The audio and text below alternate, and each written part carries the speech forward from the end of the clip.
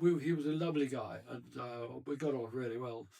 And ultimately, I drove with him with Ronnie Hall's team, the Maranello Concessionaires car P3 at Le Mans.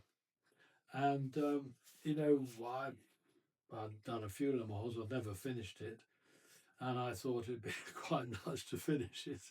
So we both had a plan together to make sure we looked after the car.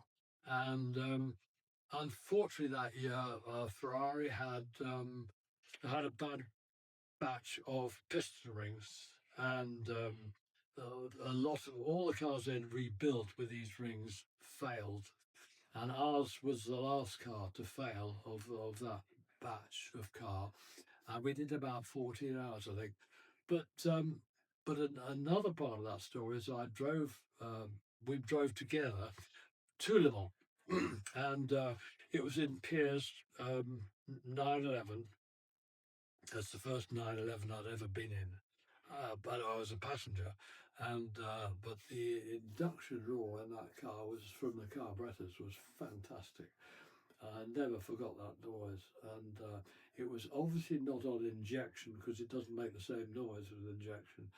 So it was in carburetors, which was the T, I think, 911T, and I was just made a wonderful roar when it got up for us, and Pierce, well, naturally a very good driver anyway. And anyway, we drove together.